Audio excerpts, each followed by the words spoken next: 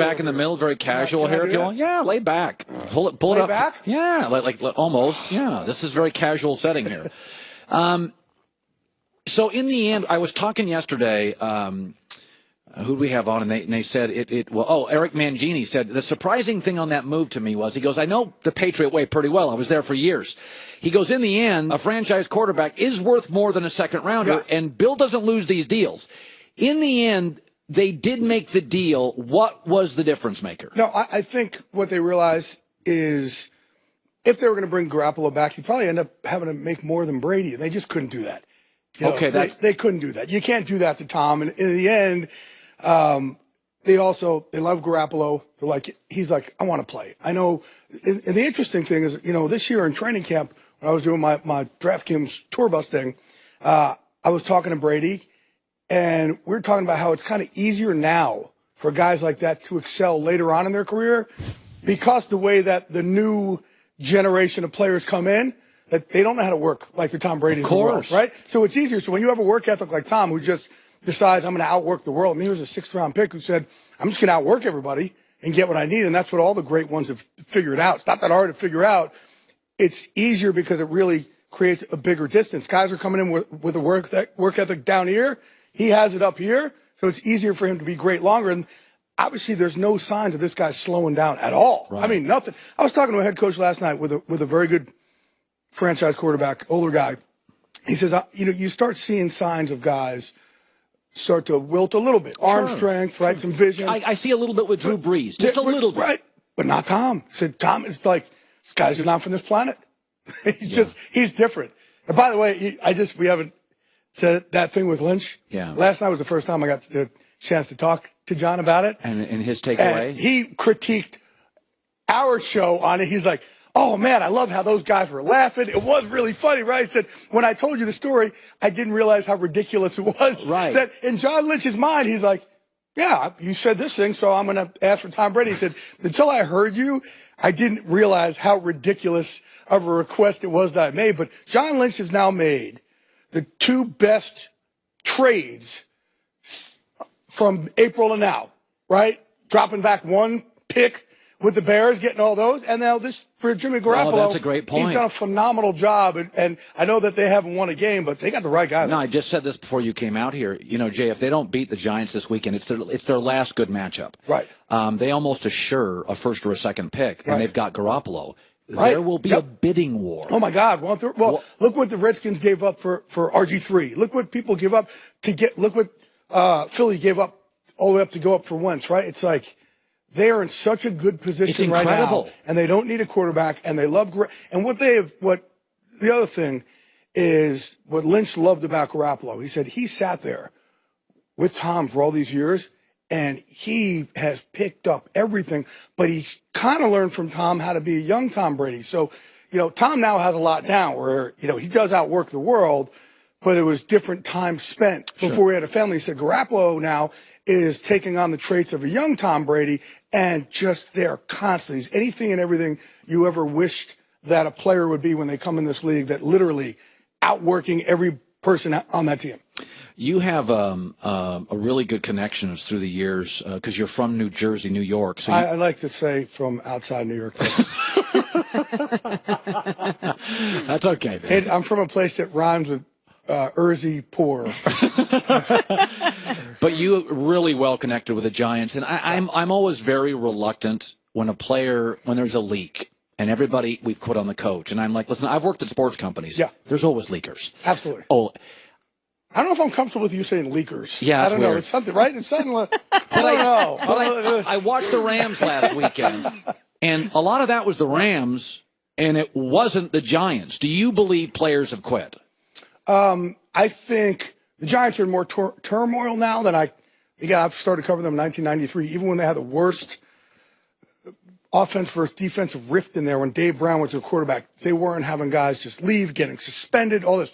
But whenever there's frustration, people talk. I can go in any locker room I want right now, and if 53 guys in there's enough crazy dudes in there who can tell me whatever I want about anything. I can get them to say anything I want about, and that's why I don't go on 2 anonymous sources with something. But is there frustration? You're damn right there's frustration. They're 1-7. Absolutely. But this is the same coach a year ago where players are going, man, what a great change this was from the how rigid Tom Coughlin was. Of course. He really commanded the room, which it's impressive what he's done.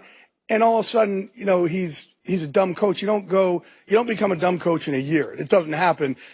I think frustration's definitely boiling over, and I do think at this time of the year, there's a lot of teams who we're in November, right? So this is about the time they start looking at their Bahama schedule and their St. Martin schedule. Yes, and like, that's a real thing. It really is. I'm not trying to be funny here. Yeah. They're like, hey, we got 8 weeks, whatever it is, 9 weeks. We just can't wait to get out of Dodge because there is no hope in sight for them right now. That's right. Absolutely. The Indianapolis situation, I think the Niners are really in a sweet spot having Garoppolo in that pick. And I'm such a John Lynch fan. I find I'm not supposed to root for people, but I'm rooting for John Lynch because he's such a good dude. And I covered him in Tampa. So I've known him for he was one of the guys. Warren Sapp, Dill for all these guys. What you love about a guy like that also is when they first hired him, people are ripping on the move. John Lynch, I said this last night. He got mad. I'm like, he had no business playing in this league or being this level, right? He's the whitest Brooks Brothers wearing Stanford baseball player. He was a quarterback when he was at Stanford. And he played baseball, and all of a sudden he comes in the league and he realized, okay, I'm not as fast as everybody else. I'm not as big as everybody else, but I'm going to outwork everybody and know through film work where to be before they know it, and then I'm going to scare the hell out of anybody who has the ball near me. I'm going to be more violent than anybody and outwork them. That's who you want running your team. And speaking of, the other team in the league that I think has a bright future, though you can't tell it today, is Indianapolis. Right. So they have Andrew Luck. And I'm a huge fan of Jacoby Brissett. I do believe he's a Kirk Cousins franchise guy, but I like him a lot. 6'4". I like him a lot. Me too, yeah. But we have a situation here. Yeah. Owner, Dungy, Luck. Is it as bad as the optics, Jay? Because sometimes, again, the optics are bad, but you cover teams from the inside. I don't. I'm from the outside in. Is it this bad there? Well, we've been all over Andrew Luck on Fox NFL Sunday from day one. And here's the interesting thing that happened. He goes and gets the surgery. And they really thought there's labor and surgery, which they knew he has been injured now for a couple of years, right? So he finally goes and gets it done.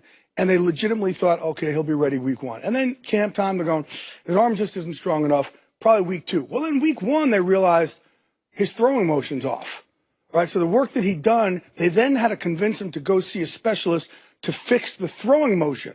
Once they fixed the throwing motion, then he had to go back to strengthening the arm. Once the arm started getting strengthened, he started feeling pain, which he shouldn't have felt at that point. So there was just utter frustration. So then that's when we reported, look, they're going to send him to more specialists, and they're thinking about shutting him down, which they did at that point. The problem here is the last general manager, Ryan Grigson, gave Andrew Luck a deal. When you know his shoulder is this issue, you never know. I know that Drew Brees came back from a labrum, but guys like, I think it was Tony Baselli's career ended from that. You never know how it's going to affect a quarterback when you tear that labrum. And he gave him a contract where they were just stuck. It doesn't matter. They still owe him. They already paid him $60-something million. They still owe him no matter what, another $30 million in guarantees. There's nothing you can do. So if Andrew Luck's shoulder doesn't get better or he needs another surgery, he's just not the same guy, no matter what, they are stuck with Andrew Luck with a lot of money on their books. Wow. Finally, Martella, you know what? I'm going to save this for the other day. I want to pop up. You do a lot of work for the veterans. You have always been really more than perhaps anybody I've ever worked with. You have the Glazer Veterans Day MVP Foundation. Give it some love here. I appreciate it. Well, we're going down this week for Fox. Since I've signed here with Fox in 2004, every single year, they have sent us or me or somebody here from Fox to a military base, which we're doing this weekend here in Norfolk. That we've gone either on Veterans Day or Pearl Harbor or Thanksgiving. I'm proud. We do more at Fox, I think, than anybody else. And when we say we thank you for your service, it's not cliche. We really mean we thank you for your service. And Fox has been great to help us with a foundation I have called MVP Emerging Vets and Players. Started with Nate Boyer, former Green Beret, obviously played for the Seahawks. We're taking ex-combat vets who just need a new team when the uniform comes off, and ex-NFL players who need a new team when the uniform comes off, and we're merging them together, and we're giving them a new team. The biggest thing is these guys in the military are looking at it like, I'm alone. Like, no, you're not alone. And use what you learned in the military in your next step in life. You learn in the military. Like discipline. I'm loyal. I'm disciplined. You could think, obviously, under fire, under pressure, better than anybody else. And you come back here like, I'm different. I'm like, no, you're different. Use that. And our ex-players come back. I mean, they finish up like, oh man, I used to play in the NFL. I'm like, no, you used to play in the NFL. Look at it differently. You play in the NFL is not who you are. What's behind your rib cage to beat out 1 million people to play in the NFL, that is who you are. So you use that in your next step. But when these guys are alone, they struggle. So now we're giving these guys a team again. In fact, we deployed about 15 or 20 of our former vets and NFL players down in Houston with boats and jet skis, and because they're so incredibly well equipped to handle this, just to help and go rescue people that were stranded down there. And the one thing real quick, the message I'm trying to give this week for all our veterans out there, every vet, think of something that makes you proud of what you did in the service. Something, because there's no individuality in the military. Think of something that made you proud. And we're celebrating you this week. Think of something that you could celebrate yourself and use that to prop up your year from now until the next Veterans Day, because you should be proud because of what you guys do in your sacrifice. Well said, Jake. How cool. Jake Glazer. We'll be back in